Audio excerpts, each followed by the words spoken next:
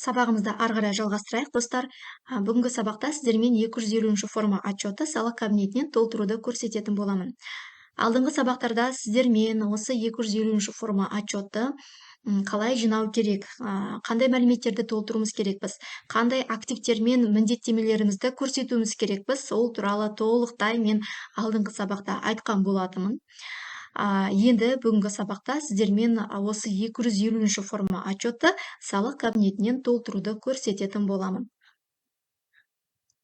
Алдында айтқанымдай, осы 250 форма отчетты өте тиянақты, барлық мәліметтерді еш жасырмай көрсетуіміз керекпіз деген едім.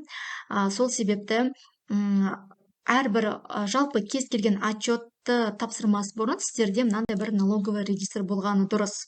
Мен мысалы осы 250 формаға арналған мынандай бір налоговый регистр дайындап қойдым. Яғни, мысалы мен келесі жылы тапсыратын болсам, 250 форма отчет тапсыратын болсам, мен қандай мәліметтерді мен көрсетуім керекпін. Яғни бұл регистр, налоговый регистр деп аталады. Бұның барлығын енді мен өзім таблицаны өзім былай құрастырған болатынмын.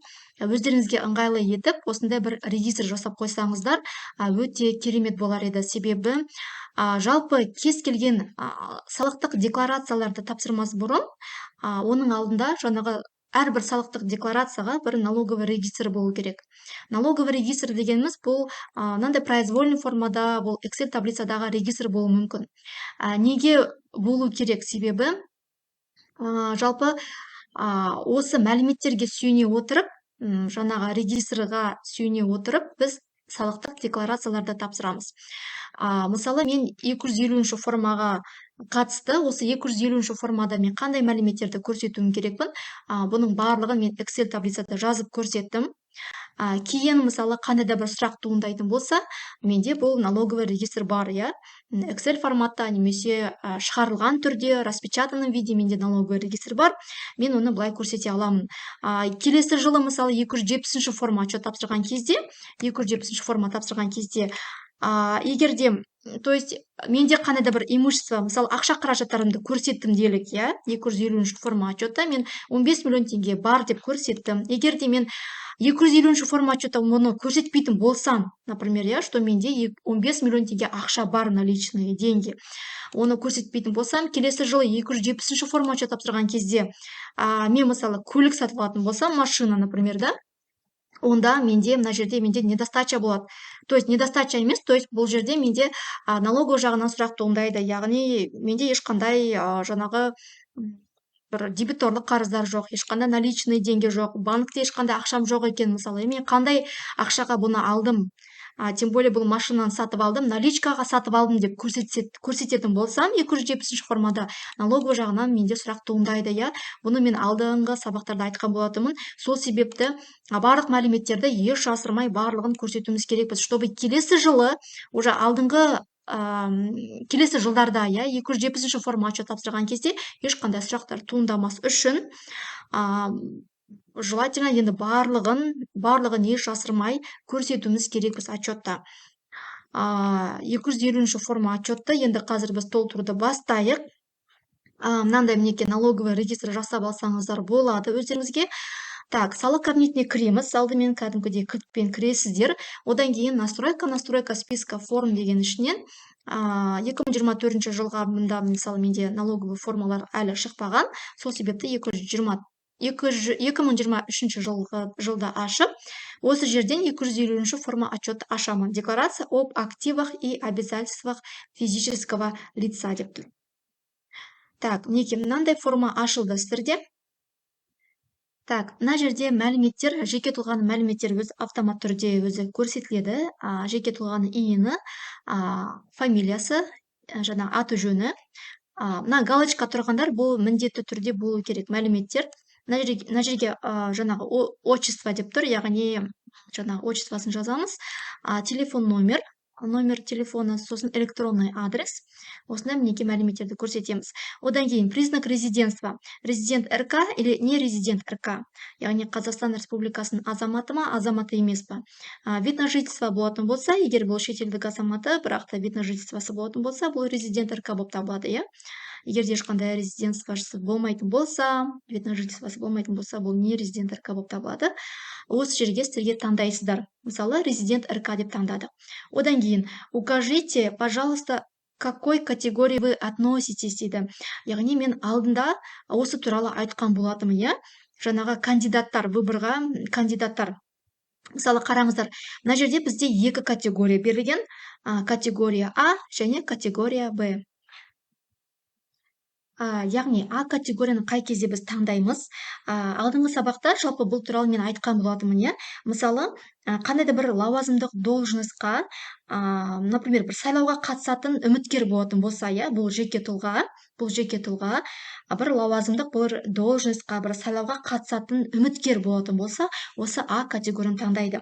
Мінекей, мына жерде жазылып тұр да, лица, являющиеся кандидатами на государственную должность, либо должность, связанную с выполнением государственных или приравненных к ним функций, а также их супруги, яғни үміткердің, сайлауға қатысатын үміткердің өздері, және де олардың жұбайлары да тапсырады. Лица, желающие стать крупными участниками банка, страховой перестраховочной организации, управляющего инвестиционным портфелем, указывают сведения на первое число месяца представления декларации. Яғни, біз А категорияны таңдайтын болсақ, бізде дата өзі автомат түрде 1 ноябрь деп шығып тұр. Мысалы, сіздер ноябрьде тапсыратын болсаңыздар, бұл 250 форма отчеты ноябрьде тапсыратын болсаңыздар, 1 ноябрь деп сразу өзі автомат түрде шығып тұрады. Потому что барлық мәліметтер, барлық жаңағы мәліметтердің барлығы 1 ноябрь 2023 жылға дейінгі жағдай бойынша көрсетіледі.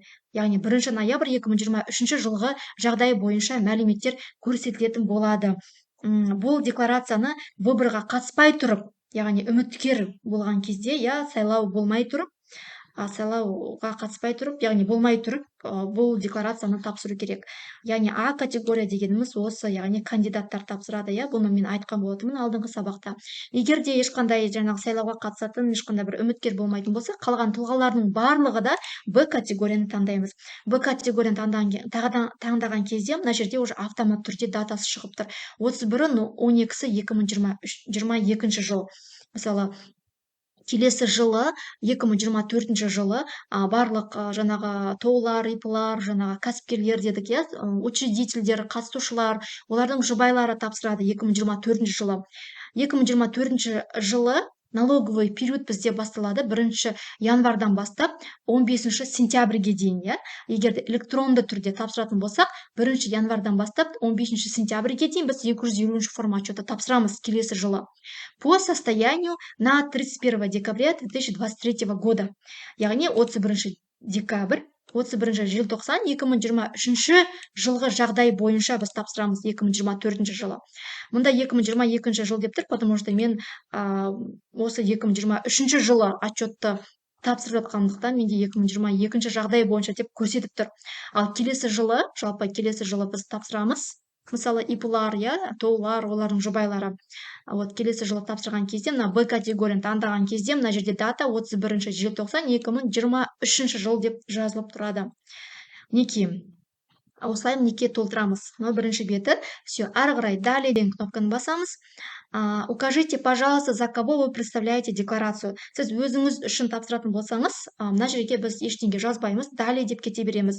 Егер де сіз өзіңіздің балаңыз үшін тапсыратын болсаңыз, немесе недееспособный бір тұлға үшін, я, который вот жаңағы бір недееспособный, білетін шығарсыздар, недееспособный тұлғалар үшін мысалы тапсыратын болсаңыз, немесе кәмелеттік жасқа толмаған, 18 жасқа толмаған балаларыңыз үшін тапсыратын болсаңыз бұл отчетты, онда мына жерге галочка қойып, сол жеке тұлғаның, сол недееспособный тұлғаның немесе сол балаңыздың иінін жазып, мынаға көрсетіп, ары қарай нетпей тұр, шықпай тұр, я, ары қарай далее деп кете бересіз. Егер де өзіңіз үшін тапсыратын болсаңыз, ешқандай мынаға галочка қоймай, ары қарай далее деп кете бересіз. Укажите вид декларации. Я вид декларации туралы мен сіздерге тоже айтқан болатынмын. Алдыңғы сабақта, яғни первоначальный, очередной, дополнительный по уведомлению. 250 форманы мен бірінші тапсырып жатырмын, сондықтан первоначальный деп қоямын. Так, все, далее деп кеттік. Так, сосын ары қарай кеттік. Сведения о наличных денег, да, не превышающих 10 кратного размера месячного расчетного показателя деп тұр. Яғни 1000 МРП-дан аспайтын наличный ақшаларыңыз бар болатын болса, осы жерге біз көрсетеміз. Яғни наличный ақшаны 1000 МРП-дан аспау керек. Мысалы, сіздерде айталық, бұны да мен алдыңғы сабақтарда айтқан болдым, тағы да қайталап жатырмын. Наличные деньги қолдарыңызда, например, 80 миллион теңге бар делік, сол 80 миллион теңгенің тек қана 1000 МРП-дан аспайтындай етіп қана біз көрсетеміз. Яғни 10 мың МРП, 10 мың МРП дегеніміз бұл 34 миллион 500 мың теңге. Яғни біз максималды сума 34 миллион 500 мың теңгені ғана біз көрсете аламыз наличканы. Қалған ақшаны біз көрсете алмаймыз. Қалған ақшаны банкке салуымыз мүмкін. Тек қана 10 мың МРП-ға дейін ғана наличный деньги, яғни қолма-қол ақша қаражаттарын ғана біз көрсете аламыз. Так, регистрға оралайық. Қараңыздар, мынандай мінекей регистр дайындап қойдым. Сіздерге түсінікті болу үшін қазір осы бойынша біз толтырайық. Бірінші, яғни жеке тұлғаның активтері мен міндеттемелері. 31 желтоқсан 2023 жылғы жағдай бойынша дедім. Бұл жерде барлық біздің жеке тұлғаның активтері мен міндеттемелері көрсетілген. Мына жерде мен мынандай белгілі қойып қойдым. Яғни 250 формада көрсетіледі, немесе көрсетілмейді. Яғни көрсетеміз бе біз мәліметтерді, көрсетпейміз бе? Яғни мына жерде жоқ деп жазылған. Енді қараңыздар, мына жерде мынандай бір екі түрлі цветпен боялған, темно-зеленый и светло-зеленый, ашық жасыл және де темный жасыл. Мына жердегі темный жасылдар, бұлар именно мен осы төртеуін белгілеп қойдым. Яғни Қазақстан Республикасының аумағынан тыс, за пределами РК, за пределами РК, яғни шетелде, за рубежом, қандай да бір имущество болатын болса, көлік болатын болса, ақша қаражаттары болатын болса банкте, басқа да жаңағы мәліметтер бар болатын болса, ол жаңағы осындай темно-зеленый цветпен мен белгілеп қойдым. Қалғандардың барлығы и за пределами РК, и в РК, яғни Қазақстан Республикасының аумағында да, аумағынан тыс мәліметтерді біз осындай жаңағы түспен белгілеп қойдым. Именно в иностранном государстве деп тұр. Яғни егерде сіздерде ешқандай шетелде, за рубежом ешқандай мүлік болмайтын болса, ешқандай активтеріңіз болмайтын болса, онда осы төртеуін өтіп кетсеңіздер болады, толтырмай өтіп кетсеңіздер болады. 5-ші разделдан бастап уже толтыра берсеңіздер болады. Так, ең бірінші біз не дедік? Ең бірінші біз ақша қаражаттарымызды көрсетеміз дедік, Яғни бізде қараңыздар, мысал ретінде келтірдім. Мысал ретінде бізде наличный деньги 15 миллион теңге бар делік. Яғни 31 желтоқсан 2023 жылғы жағдай бойынша бізде 15 миллион теңге ақша бар екен. Көрсетеміз ба бұл ақшаны? Көрсетеміз. Сосын $5000 бар бізде. Айталық, яғни бұл теңге, 15 миллион теңге бар. Сонымен қатар $5000 бар. Жаңағы мысалы $1 доллардың курсы 450 теңге. Бұл жерде біз 31 желтоқсан 2023 жылғы курс бойынша есептейміз. Яғни осы уақытта, осы соңғы, 31 желтоқсан 2023 жылғы курс бойынша есептейміз. Мысалы, осы жылы бізде 450 теңге болған курс, осы курсты көбейтеміз. $5000-ға, сонда бізде 2 миллион 250 мың теңге бар екен. Теңгемен аударған кезде, сонымен қатар бізде 20 мың евро бар екен. 20 мың евроның курс валютасы 500 теңге болатын болса, оны 20 мыңға көбейтсек, сонда бізде теңгемен шаққанда 10 миллион теңге бар екен. Яғни осында бізде ақшамыз бар. Сонымен қатар бізде депозитте жатқан ақшаларымыз бар екен. Каспий банкте бар, мысалы, депозитте жатқан 5 миллион теңге. Сонымен қатар Сбербанкте бар екен 10 миллион теңге депозитте, Депозитте жатқан ақшаны біз көрсетпейміз. Неге? Себебі бұл екінші деңгейлі банктер бұл мәліметтерді и так та налоговыға береді. Налоговый так та бұны көреді. Сол себепті бұндай мәліметтерді біз көрсетпейміз. Көрсетудің қажеті жоқ. Біз көрсетеміз именно біздің жаңағы шкафта, матрастың астында жатқан ақшаларымызды көрсетеміз, яғни біздің үйде жатқан ақшаларымызды, наличный деньгіні ғана көрсетеміз. Осы ақшалардың барлығын есептеген кезде 15 миллион плюс 2 миллион 250 мың теңге плюс 10 миллион теңге қанша болады екен? Так, есептейік, мысалы, так, неке есептеп қойдым. 27 миллион 250 мың теңге бар екен. 27 миллион 250 мың теңге бұл 34 миллион 500 мың теңгеден аз, я? Яғни бұл ақшаны біз көрсете аламыз. Яғни көрсете аламыз ба бұндай ақшаны? Көрсете аламыз. Яғни біз мына жерге қазір добавить поле дейміз да. Код валюты. Қараңыздар, бізде мына жерде әртүрлі валютадағы ақшалары бар, я? Теңгемен бар, доллар бар, евро бар. Әрқайсысын біз қазір бөлек-бөлек көрсетеміз. Бірінші код валюты, мысалы, теңге. КЗ-ні таңдайық. Неке теңге. Сумма қанша бізде? 15 миллион теңге бар. Все. Көрсеттік. Одан кейін, егер де тағы да бар болатын болса, наличный деньги, онда тағы да добавить поле дейміз да. Келесі бізде доллар, я? Так, неке доллар США. Так, қанша бар дедік? Біз 5000 доллар бар дедік. Одан кейін ары қарай добавить поле дейміз. Келесі бізде евро бар. Так, неке евро бар. Қанша бізде евро? Так, 20 мың евро бар екен. Нараға 20 мың евро деп жазып көрсетеміз. Болды. Осындай неке мәліметтерді көрсеттік. Мына жерде удалить поле деп, мысалы, қате кеткен мәліметтер жазып қойсаңыздар, қате болып кетсе, удалить поле деп удалить етсеңіздер болады. Все. Сведения о наличных денег біз уже толтырып болдық. Енді ары қарай келесі далее деген кнопканы басамыз. Енді мына жерде мәліметтерді толтырамыз. Бастапқы жаңа мен айттым, бастапқы 4 жаңағы графа сведения о наличии недвижимого имущества зарегистрированного в иностранном государстве, яғни шетелде, за рубежом қандай да бір тіркелген бір мүліктер болатын болса, активтер болатын болса, бірінші, екінші, үшінші, төртінші, төртке дейін, я? Егерде ешқандай шетелде жаңағы активтеріңіз, имуществоларыңыз болмайтын болса, 5-ші разделдан бастап толтыра берсеңіздер болады. Егерде шетелде қандай да бір имущество бар болатын болса, онда біз толтырамыз. Так, мына жерде енді толтыра бастайық. Сведения о наличии недвижимого имущества зарегистрированного в иностранном государстве. Именно шетелде тіркелген имуществоны айтып отыр. Добавить поле дегенді басамыз. Енді бұнда мынандай шпаргалка, я? Именно қандай имущество? Имущество дегенге не кіреді? Именно қандай бұл мәліметтер? То есть қандай имущество? Земельный участок, я? Дом, гараж, дача, квартира, офис, парковочное место деп тұр, в крытом паркинге, коммерческое здание, сооружение, воздушное судно, морское судно. Мінекей осындай мәліметтерді біз толтырамыз. Так, енді осы 250-ші форма отчетты мына берілген регистрдің негізінде толтырайық. Ең бірінші бізде қандай мәліметтер бар? Сведения о наличии недвижимого имущества зарегистрированного в иностранном государстве деп тұр, яғни шетелде тіркелген жаңағы имущество. Бізде шетелден бөлек бізде Қазақстан Республикасында тіркелген жаңа Астана қаласында пәтеріміз бар делік, я? Бұны біз көрсетеміз ба 250-ші форма отчетта? Жоқ, көрсетпейміз. Неге? Өйткені бұл мәліметтер итакта көрініпті. Итакта бұл мәліметтерді біледі, я? Сол себепті бұны біз көрсетпейміз.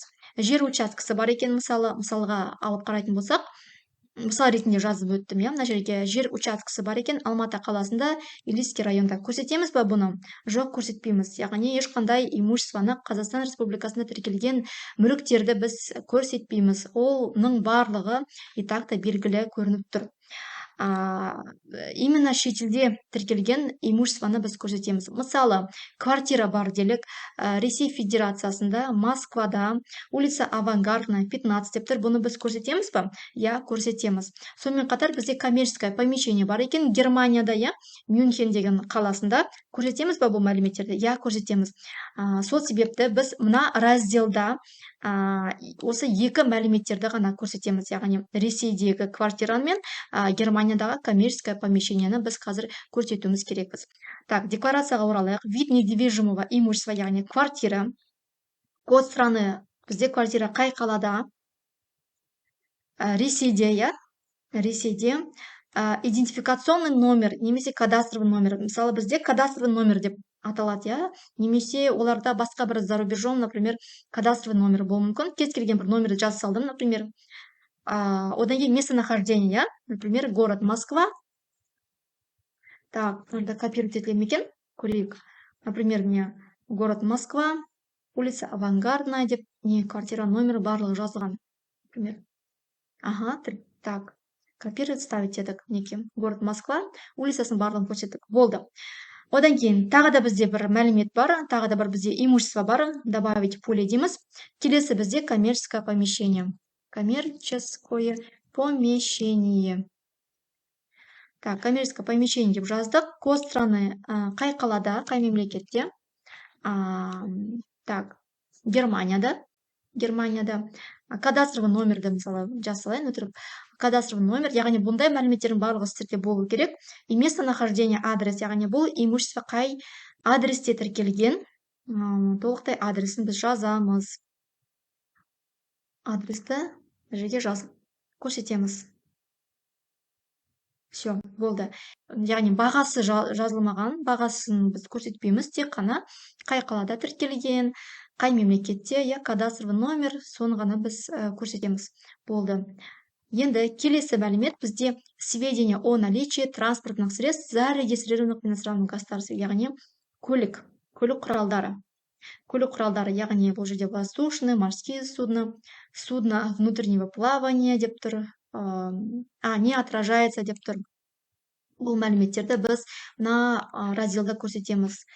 Мына жерге біз именно транспорт, яғни көлік құралдарын көрсетеміз. Так, регистрға оралайық. Неке, сведения о наличии транспортных средств. Мысал ретінде біз алдық, бізде легковой автомобиль бар екен, Қазақстан Республикасында тіркелген, Астана қаласында Chevrolet Tracker деген, бұны біз көрсетеміз ба 250 формада? Жоқ, көрсетпейміз. Өйткені бұл мәлімет тақта көрініп тұр, налоговыйларға, поэтому бұны біз көрсетпейміз. Кез келген жалпы ЕГОВ сайтқа кірсеңіздер, сіздің атыңызда қандай имущество, қандай көлік құралдарың бар, оның барлығын біз жаңағы ЕГОВ сайтынан да мысалы көре аламыз, Сол себепті мұндай мәліметтерді біз көрсетпейміз. Бұл и так белгілі. Екінші автомобиль бар екен бізде, мысалы Ресейде тіркелген Toyota Land Cruiser. Осы мәліметтерді біз көрсетуіміз керек біз 250 формада. Так, енді так, отчетқа оралайық. Вид транспорта, яғни қандай легковой, например, автомобиль, КамАЗ, грузовой автомобильдердің, Газель, тағы қандай жаңағы көлік құралдардың барлығы да мұнда кіреді. Прицеп. Так, марка, модель. Марка, модель бізде қандай дедік? Так, Toyota Land Cruiser дедік.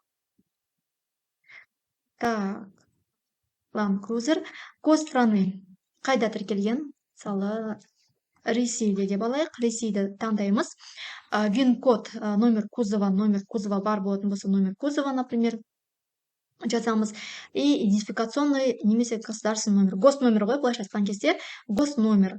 Нарыға мен жазып қойдым. Например, ААА 574 деп мысал ретінде жазып қойдым. Барлығы мысал ретінде мен жазып қойдым.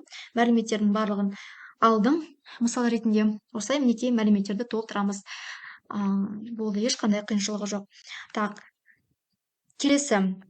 Келесі бізде раздел сведения о деньгах на банковских счетах в иностранных банках, находящихся за пределами РК, в сумме совокупно превышающих по всем банковским вкладам 1000-кратный размер месячного расчетного показателя. Яғни, мысалы, шетелде сіздерде бір банкте ақша қаражаттары бар, счетта банкте, 1000 МРП-дан асатын болса, оның суммасы, яғни мұндай мәліметтерді біз көрсетуіміз керекпіз. Так, добавить поле дейміз. Мысал ретінде, так, регистрға оралайық. Например, ақшта бар екен, США, 25 000 доллар ақшамыз бар екен, расчетный счетта ақштағы. Көрсетеміз ба бұндай мәліметтерді? Көрсетеміз. Так, бұл жерде біз именно Қазақстандағы мысалы депозитте, бір расчетный счетта жатқан ақшаларды біз көрсетпейміз. Бұл мәліметтер и так та екінші деңгейлі банк жаңағы көрсетеді, беріледі деп айттық, Сол себепті именно шетелде расчетный счетта жатқан қандай да бір жаңағы ақша қаражаттарыңыз бар болатын болса, оны біз көрсетеміз. Деп тұр. Так, Қандай мәліметтерді көрсетеміз? Идентификационный номер банковского учреждения, яғни банктың былайша айтқанда бин номері, иә, айталық. Мысалы, бір номерді жаза салдым. Мысал ретінде наименование банковского учреждения. Банктың атауы қандай? Например, Bank of America Corporation деп жазып қоямыз. Мысал ретінде код страны, бұл бізде ақш болғандықтан Соединенные Штаты Америка. Так, код валюты. Қандай валютада бұл ақша жатыр, иә? Мінекей доллары США. Так, сумма бізде 25 000 доллар бар. Иә, 25 000 деп көрсеттік па? 25 000 доллар бар деп көрсеттік. Болды. Все, енді әрі қарай сведения о доле участия в основном капитале юридического лица за исключением акционерных обществ, созданного за пределами Республики Казахстан. Яғни доля участия в основном капитале, жарғылық капиталының бір үлескері болатын болса, бір компанияның, иә, именно шетелдік компания, за пределами Республики Казахстан деп тұр, за пределами.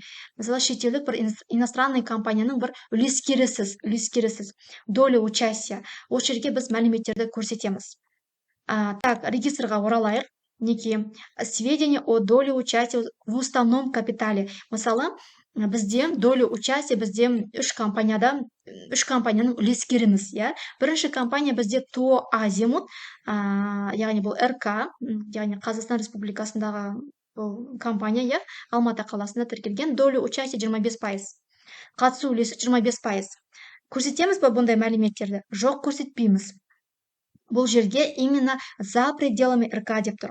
Яғни шетелде, за рубежом, сіздердің бір компанияның бір қатысу үлескері болсаңыз, сол кезде ғана біз сондай мәліметтерді ғана көрсетеміз. Қазақстан Республикасында болатын болса, оны біз көрсетпейміз. За пределами РК деп тұр. Так, келесі, екінші бізде О Радуга, иә, ресейлік компанияда О Радуга деген компанияның жаңағы қатысу үлесіміз, яғни ұсыны капиталының үлескеріміз, иә, қатысу үлесі бізде 20%. Көрсетеміз ба бұны 250 форма отчетта? Иә, көрсетеміз. Келесі бізде Турция мемлекетінде, Стамбул қаласында Сабанжи холдинг деген компанияның қатысу үлесіміз бар екен, 30%. Ол жерде көрсетеміз ба бұны? Иә, көрсетеміз. Неке, осы екі мәліметтерді біз көрсетеміз 250 форма отчетта. Так, отчетқа оралайық. Сведения о доле участия в основном капитале. Идентификационный номер юридического лица, яғни юрлицоның жаңағы бин номері, былайша айтқан кезде, бин номері. Так, мына жерде бин номері жазылған, например, бір номерді ала салайын. Так, наименование юридического лица. Так, бин номерлерға көрсетілген, иә. Так, мысалы, О Радуга бізде компания. Код страны, бұл бізде Россия. Выбрать дейміз. Размер доли участия. Яғни тек қана қатысу үлесін ғана көрсетеміз. Болды. Басқа ештеңке жазбаймыз. 20%. Болды. Келесі бізде добавить поле дейміз. Келесі бізде жаңа турецкая компания, иә. Так, ин номерін көрсетеміз. Осы юрлицоның ин номерін, немесе бин номері. Так, Сабанжи холдинг деген компания бізде. Сабанжи холдинг деген компания. И код страны бұл бізде Турция мемлекеті, Турецкая республика. И размер доли участия, например, 30%. Болды. Ешқандай қиыншылығы жоқ. Тек қана доля участия ғана көрсетеміз. Яғни қатысу үлесін ғана көрсетеміз. Болды. Ал жаңағы ешқандай сумма көрсетілмеген, тек қана қатысу үлесін ғана осылай біз көрсетеміз.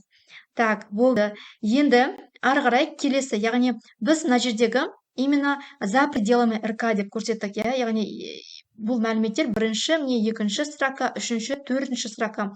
Төрт строка бұл бізде именно за пределами РК, яғни за рубежом қандай да бір бізде имущество бар болатын болса, ақша бар болатын болса, например, доля участия в основном капитале болатын болса, осы мәліметтерді біз төртінші разделда, яғни 1-ден 4-ке дейінгі разделда біз көрсетеміз.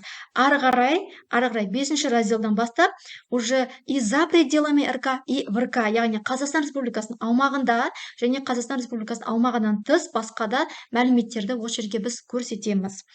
Так, енді ары қарай кеттік. сведения о долевом участии в строительстве недвижимости, в том числе находящейся и за пределами РК. Яғни в том числе находящийся за пределами РК деп тұр. Яғни сведения о долевом участии в строительстве недвижимости дегеніміз бір құрылыс компанияға бір застройщикке сіз ақша салдыңыз, ол құрылыс әлі жүріп жатыр, сіз ол үй әлі сіздің атыңызда емес, неге біз бұны көрсетуіміз керекпіз, и за пределами РК деп тұр, неге бұны біз көрсетуіміз керекпіз, потому что бұл үй әлі тіркелмеген ешқай жерде. Бұл әлі, то есть застраивается, әлі салынып жатқан үй болғандықтан, бұл ешқайда тіркелмеген, сол себепті бұл мәліметтерді біз көрсетуіміз керекпіз. Мысалы, BI Group. Так, регистрімізді ашайық. Так, мінекей сведения, бұл 5-ші бөлім бізде. Мына жерде жазып қойым керек еді. 5-ші деп, 5-ші бөлім мына жерде бізде. 6-шы арға кете береді. Так, сведения о долевом участии в строительстве недвижимости, в том числе находящейся за пределами РК. Бізде, мысалы, 3 застройщикке біз қатысу неміз бар, 3 мәліметтерді жазып көрсеттім. Мысалы, біріншісі бізде Дубайда бар. Дубайда застройщик, мынандай мінекей застройщик премиум групп деген и номері, адресі қандай, ол жерде сіз қанша ақша салдыңыз ол застройщикке, ол неге. Осының барлығын біз, осындай мәліметтерді біз көрсетеміз. 250 форма отчетта көрсетеміз. Яғни бізде Дубайда бар екен, Россияда бар екен, сонымен қатар бізде Қазақстанда бар екен, Бұның барлығын біз көрсетеміз 250 формада. Так, енді давайте толтыра бастайық. Так, бізде застройщик. Так, премиум метрополитен дейма. Так, давайте добавить поле дейміз. Идентификацион номер, яғни сол застройщиктің BIN номер жазамыз. Наименование застройщика, яғни атауын жазамыз застройщиктің. Код страны, бізде бұл Дубай. Арабские Объединенные Арабские Эмираты.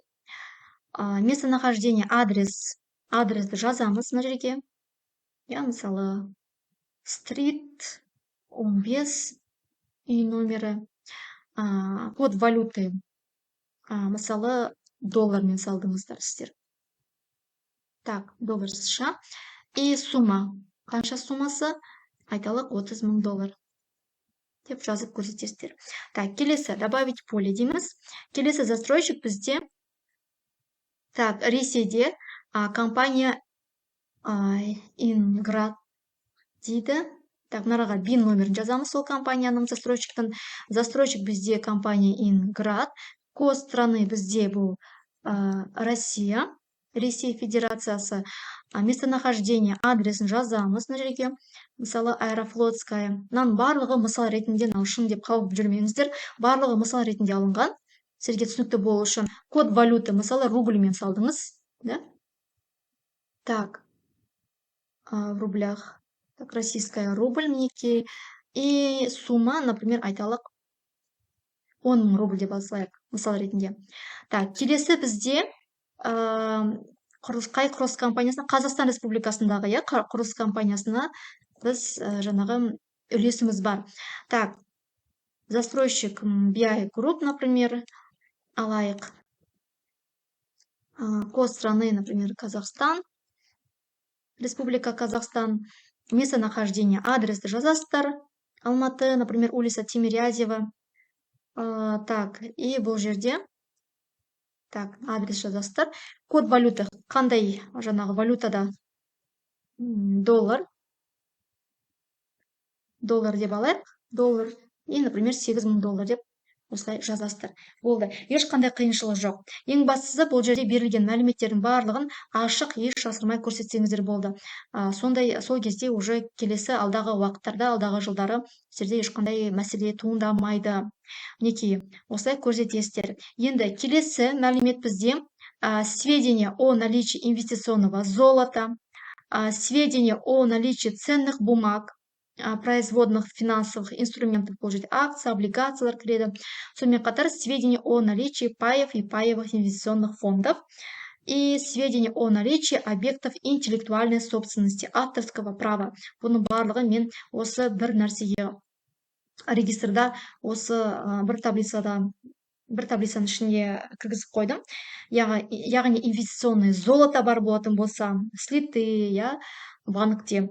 ценные бумаги, акции, облигации, пай, одан кейін интеллектуальный собственность дегеніміз жаңа авторлық құқық, иә, право, фонограмма, музыка, кітапқа қандай да бір продуктқа, курсқа бір авторлық құқықтарыңыз бар болатын болса, оның барлығын біз осындай мәліметтерді біз көрсетеміз.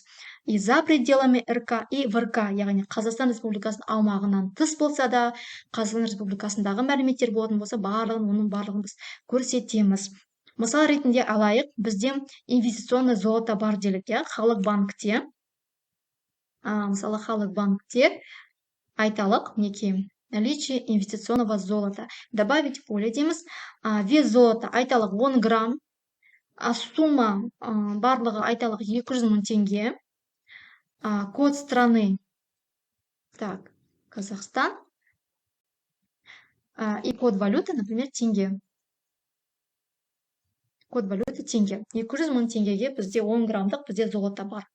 Инвестиционный золото. Мінекей осылай жазамыз. Так, келесі. Сведения о наличии ценных бумаг. Например, қандай да бір бізде облигация бар делік. Так, мысалы бізде не бар мына жерде? РБК инвестиции, яғни Ресейде бізде 100 штук облигация бар екен. Количество ценных бумаг. Бұл жерге біз тек қана количествосын, санын ғана жазамыз. Количество ценных бумаг, ПФИ, цифровых активов, принадлежащих подателю деклараций. Яғни қанша бізде штук бар, мысалы 100 штук. Цена приобретения одной ценной бумаги ПФИ цифрового актива. Осы жерге біз бағасын жазамыз. Мысалы, бұл, то есть цена приобретения одной ценной бумаги. Бір акцияның немесе облигацияның бағасын жазамыз. Айталық, например, мысалы 100 рубль деп алсайықшы. Код страны, например, бізде қайда бұл? Ресейде, иә? Россия дегенді таңдаймыз. Российская Федерация. И код валюты, яғни бұл бізде рубль. Так, рубль. Российская рубль деп осылай таңдаймыз. Келесі бізде сведения о наличии паев в паевых инвестиционных фондах, в том числе и за пределами РК. Егер де бар болатын болса, онда мына жерге осындай мәліметтерді толтырамыз. Количество паев, принадлежащих подателю декларации, код страны, код валюты и номинальная стоимость паев за единицу. Мен мына жерде мен жазбадым. Айталық, бұл менде жаңағы пай жоқ деп алайық. Удалить поле деп, оны мен қазір удалить ете саламын. Паев дегеніміз, мысалы, бір серіктестікке, немесе бір қандай да бір акционерлік қоғамға қатысу үлестеріңіз бар болатын болса, бір компанияға, бір акционерлік қоғамға қатысу үлестеріңіз болатын болса, бір именной инвестиционный фонд, именной инвестиционные ценные бумаги дейді, вот сондай нәрсе бар болатын болса, толтырасыздар. Так, енді ары қарай келесі бізде сведения о наличии объектов интеллектуальной собственности, авторского права, в том числе за пределами РК. Авторское право, я бізде жаңа мен айттым, бізде не бар дедік? Авторское право Қазақстан Республикасында тіркелген, авторская музыка бар екен, патент номері, от какого числа барлығы жазылған, бұндай мәліметтерді де біз толтырып көрсетуіміз керекпіз. Вид объекта интеллектуальной собственности, например, айталық музыка деп алайық, иә? Номер патента, патенттің номерін, дата регистрация права, яғни қай кезде бұл патент сіздерге берілді, датасын көрсетесіздер, например, любой бір датаны ала салайын, и код страны. Бізде бұл Қазақстанда тіркелген, бұл авторлық құқық. Все Қазақстанда тіркелген, неке осылай мәліметтерді толтырып жібереміз. Так, одан кейін келесі мәлімет, сведения о наличии другого имущества, в том числе за пределами РК. Оценочная стоимость единицы которого превышает 1000-кратный размер месячного расчетного показателя. Заполняется по желанию физического лица. Бұл туралы мен алдыңғы сабақта айтқан болатымын, я 1000 МРП-дан жоғары, қандай да бір басқа да бір имущество бар болатын болса, қандай да бір мүлік болатын болса, 1000 МРП-дан жоғары, яғни 3 450 000 теңгеден жоғары, иә? Онда бұны біз тоже толтырамыз. Жалпы заполняется по желанию деп тұр, но мен айтар едім, міндетті түрде толтыру керек, потому что бір 2 миллионға, 3 миллионға қандай да бір бағалы заттар бар болатын болса, ертеңгі күні сіздер оны сатып, оның орнына бір басқа машина алуға жұмсайтын болсаңыздар, например, иә, бір айталық 4 миллионға, 5 миллионға болса, например, қандай да бір басқа да бір имущество, например, да, онда бұны көрсету керек деп ойлаймын. Потому что ертеңгі күні сондай бір мысалы айталық квартира алға жатсаңыздар, ол жерге сол квартираға мысалы сол бір 4 мың теңге тұратын бір имуществоны сатып, бір мүлікті сатып 4 миллион теңге тұратын, ол 4 миллион теңгені алып бір застройщикке салып жіберсеңіздер, например, оның барлығын сіздер көрсетуің керексіздер. Ол 4 миллион теңге сізге қайдан келді, егер де сондай бір имущество бар екен сіздер көрсетпейтін болсаңыздар, онда уже ары қарай уже қиын болады, сұрақ туындайды сіздерде, яғни 270 форма отчет тапсырған кезде келесі жылы, например, сол 4 миллион теңгеге сатып, сол имуществоны бір застройщикке салатын болсаңыздар, яғни осы жерде сіздерде сұрақ туындауы мүмкін. Сол себепті жалпы 1 миллион теңгеден болса да, 2 миллион теңгелік болса да, мысалы қандай да бір имущество бар болатын болса, лучше көрсеткендеріңіз дұрыс деп ойлаймын. Бұл енді менің жеке ойым. По желанию физического лица деп тұр. Но мына жерде жазылып көрсетіліп тұр, 1000 МРП-дан жоғары қандай да бір мүліктеріңіз болатын болса. Добавить поле дейік, мысалы наименование имущества объекта. Так, біз мына жерде не көрсеттік? Біз мына жерде ожерельені көрсетіппіз, жарайды, осыны көрсетейік. Мысалы ожерелье. Так, количество, мысалы 1 штук бар, код валюты, мысалы теңге деп алайық. Теңге, оценочная стоимость. Енді оценочная стоимость 3 миллион 900 мың теңге деп көрсеттік, Код страны бұл бізде Қазақстанда бар. Яғни наименование имущества, ожерелье, мысалы 1 штук, код валюты, яғни теңгемен, оценочная стоимость имущества, мысалы 3 миллион 900 мың теңге, и код страны, яғни Қазақстанда бұл нәрсе бар, Басқа жерде мүмкін, басқа бір за пределами РК бұл мүмкін, қандай да бір имущество, В том числе и за пределами РК деп, шетелде бір қандай да бір имуществоңыз бар. Оның барлығын сіздер осылай көрсетесіздер. Бірақ та жаңағы бұны сіздер оценка имущества болу керек міндетті түрде. Оценка имущества болмайтын болса, например, бір бағалы бір нәрсе бар сіздер, бір картина бар, бір кольцо бар, Егер де ол нәрсеге оценка имущества болмайтын болса, онда бұны сіздер көрсете алмайсыздар 250 формада. Обязательно оценочный компаниямен жаңағы бұл имуществоны оценивать ету керек, бағалау керек. Одан кейін барып сіздер уже осындай мәліметтерді жаңағы мүліктеріңізді көрсете аласыздар. Бұны енді мен алдыңғы сабақтарда айтқан болатынмын, Так, енді келесі бізде мәлімет сведения о наличии дебиторской, кредиторской задолженности, в том числе и за пределами РК, Яғни Қазақстан Республикасының аумағынан тыс болса да, Қазақстан Республикасының аумағында қандай да бір қарыздар болатын болса, дебиторлық және кредиторлық қарыздар. Дебиторлық қарыздар дегеніміз не? Бұл егерде сізге қарыз болатын болса, қандай да бір юрлицо немесе жеке тұлға. Кредиторлық қарыз дегеніміз, наоборот, сіз керісінше қарыз болсаңыз, қандай да бір адамдарға, осындай мәліметтерді біз толтыруымыз керекпіз. Мына жерде жазылып тұр. Сведения в данном разделе заполняются при наличии договора или иного документа, являющегося основанием возникновения обязательства или требования.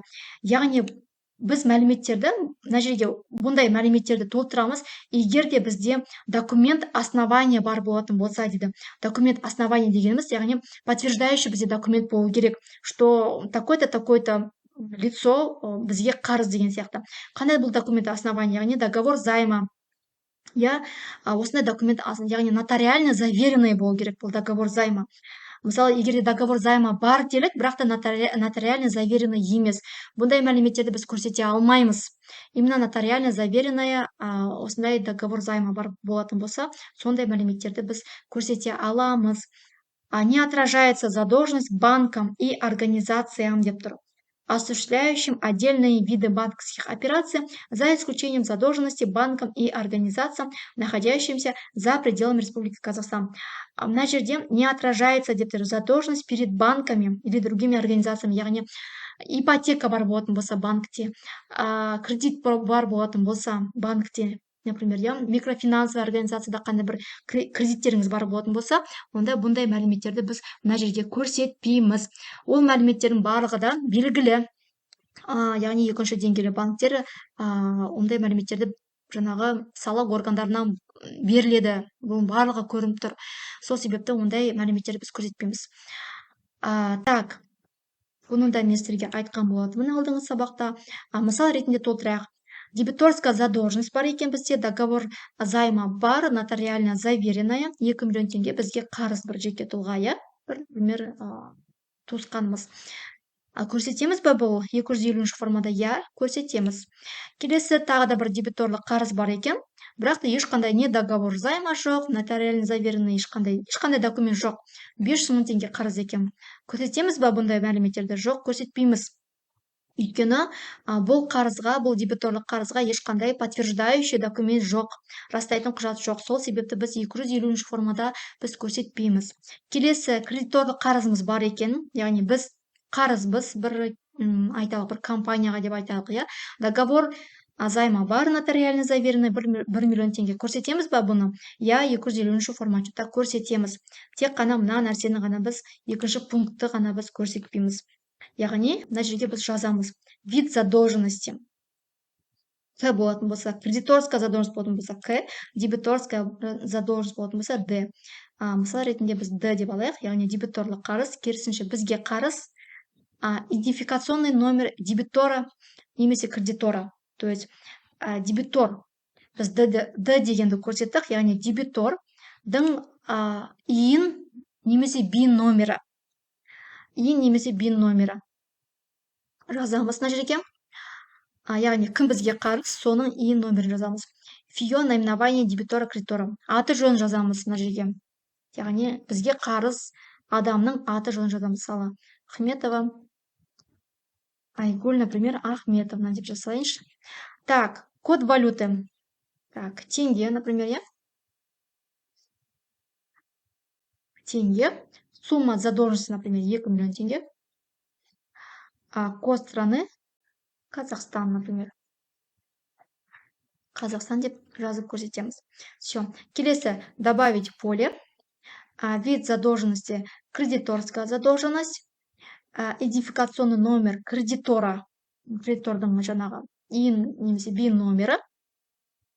Фио наименование дебитора тоже аты жөнін жазасыздар, например. Код валюты тенге. Код валюты тенге. Сумма задолженности, например, 1 миллион тенге. Код страны кредитора Казахстан деп осылай белгілеп жасастыр неке. Ешқандай қиыншылық жоқ. Ең бастысы бұл документ, яғни растайтын құжаттарыңыздың бар болғаны, яғни растайтын құжаттар болу керек. Договор займа, нотариально заверенный договор займа болу керек. Болды. Бұл негізі соңғы мәлімет біз толтырғанымыз. Одан кейін тағы да бір соңғы мәліметіміз бар. Бұл сведения об имуществе переданном на доверительное управление. Переданное на доверительное управление дегеніміз, мен жалпы осы туралы мен сабақта айтқан болатынмын алдында. Жаңағы правиласында емес, жаңағы салық кодексін ашып қарайтын болсаңыздар, 630-631 ма, шатаспасам, сол жерде жазылған, яғни жазылмаған да, осы пункті мүлдем жазылмаған. Мына пункттердің барлығы да айтылған болатын, барлығы айтылған, тек қана мына соңғы пункт жоқ салық кодексында. Жалпы егерде бар болатын болса, немесе қандай да бір имуществоны, мүліктеріңіз бар, передали на доверительное управление, лучше толтыра салғандарыңыз дұрыс. Яғни бұндай ақпарат артық болмас, толтырғандарыңыз дұрыс. Яғни басқаруға бір сенім бердіңіз, бір қандай да бір имуществоны. Осы туралы айтып тұр. Наименование имущества, например, айталық бір офис. Идентификационный номер имущества. Сол имуществоның жаңағы иін номері, немесе кадастровый номер болуы мүмкін. Идентификационный номер иін бин доверительного управляющего. Яғни кімге сіз бердіңіз басқаруға, сенім білдірдіңіз кімге. Осы жерге сол доверительный управляющийдің бинін немесе иін номерін жазасыздар мына жерге.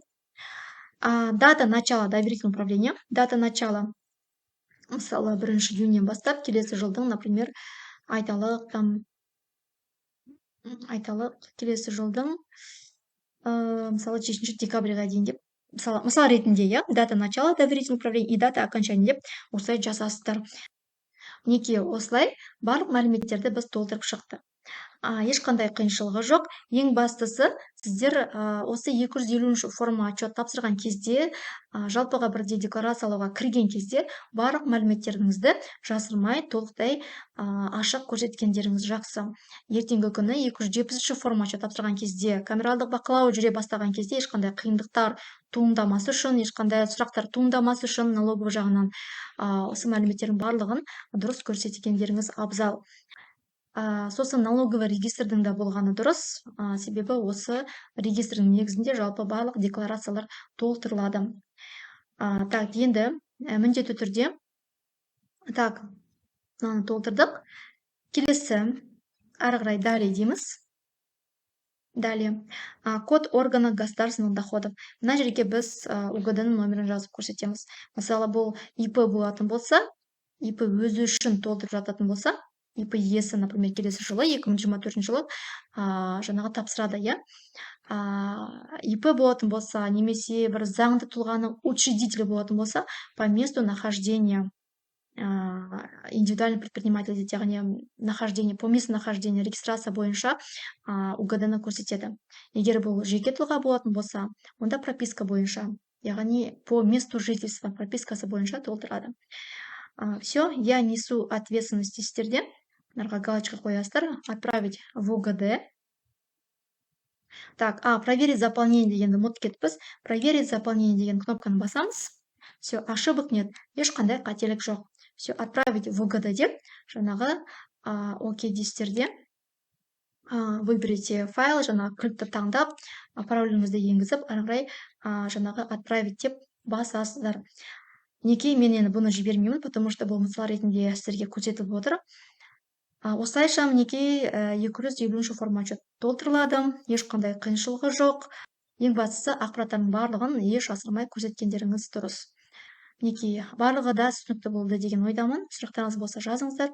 Назарларыңызға рахмет, сау болыңыздар.